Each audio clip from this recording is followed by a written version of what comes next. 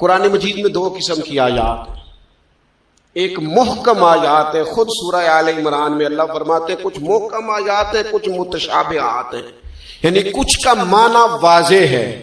قل هو اللہ احد، کہو کہ اللہ، اس کا معنی واضح ہے نا، یہ محکم ہے۔ کچھ متشابہات ہے، جیسے ید اللہ، اللہ کے ہاتھ، یہ اللہ کے تو ہاتھ ہی نہیں، یہ متشابہ ہے۔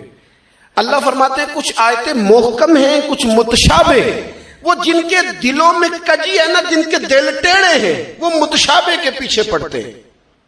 متشابہ، یہ جو آپ کو ملنگ ملیں گے نا، ملنگ، وہ آپ سے پوچھیں گے اے اصلی نماز کیڑی ہوندی ہے؟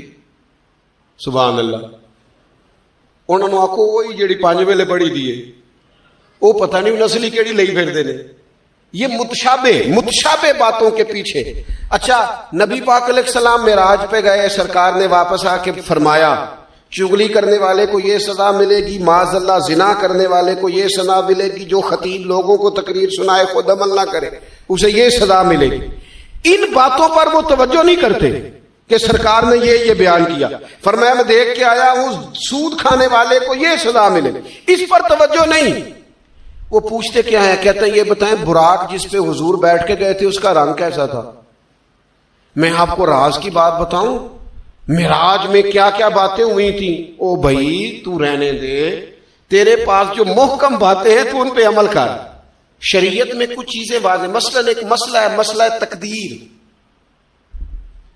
تقدیر پر ایمان لانا ضروری ہے، پر اس کی تشریحات میں نہیں جانا چاہیے۔ یہ تقدیر کا یہ مسئلہ کیسے ہے، یہ مسئلہ کیسے ہے، اس میں جانے سے نبی پاک نے منع کیا، لیکن لوگوں کو عادت ہوتی ہے وہ باتیں چھیڑنے کی جن کو چھیڑنے سے شریعت نے روکا ہے، وہ چھیڑتے ہیں۔ یہ آپ حدیث پاک سنیے، حضرت ابو ہریرہ رضی اللہ تعالیٰ عنہ ارشاد فرماتے ہیں ہم سب لوگ ایک دن بیٹھے تھے تو کچھ لوگ مسئلہ تقدیر پر بحث کر رہے تھے، سرکار تشریف لے آئے۔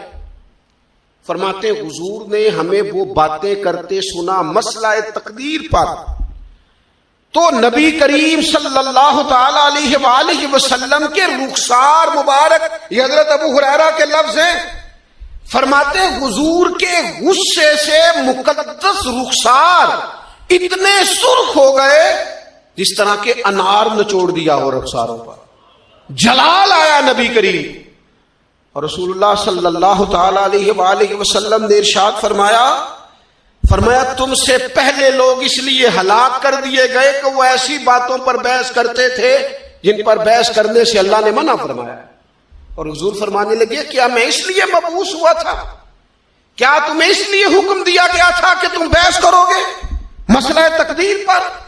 متشابہ میں الجھ گئی ساری قوم، ایسی باتیں ڈھونڈ ڈھونڈ کے لاتے ہیں، لوگ ان کا مزہ لیتے ہیں، کہتے ہیں جی یہ بات تو سارے مولوی کرتے ہیں، انوکھی بات کریں۔ انوکھی بات کون سی ہوتی ہے؟ بات وہی ہے جو اللہ نے قرآن میں بیان کی ہے، رسول پاک نے اپنے فرمان میں بیان کی۔ آپ چھپی ہوئی باتوں کی ٹو میں نہ پڑے، جن باتوں سے منع کیا ہے۔ 2 دفعہ قسم اٹھائی ہے نبی پاک نے، 2 دفعہ رسول اللہ صلی اللہ تعالی علیہ وسلم نے قسم اٹھا کے فرمایا میں تمہیں قسم دے کے کہتا ہوں مسئلہ تقدیر میں بحث نہ کرنا، میں تمہیں قسم دے کے کہتا ہوں مسئلہ تقدیر میں بحث نہ کرنا۔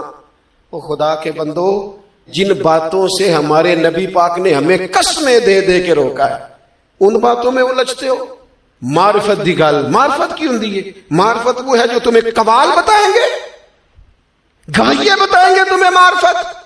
ہمارا قوال جی رات کو جی وہ توحید بیان کرتا ہے، وہ کفر بکتا ہے ظالم، اور تم کفر سنتے ہو۔ توحید وہ ہے جو میرے اللہ نے قرآن میں بیان فرمائی ہے، قل هو اللہ احد اللہ الصمد لم یلد ولم یولد ولم یکن لہ کفوا احد۔ اللہ نے بیان کر دی ہے، کسی قوال سے سننے کی ضرورت نہیں ہے۔ اس لیے تصوف اور طریقت کی اصل کو سمجھے آپ، ہم ملنگوں سے باتیں سنیں گے؟ تو میرے عزیز کبھی بھی ان چکروں میں نہ پڑے، متشابہات میں آپ الجھ گئے۔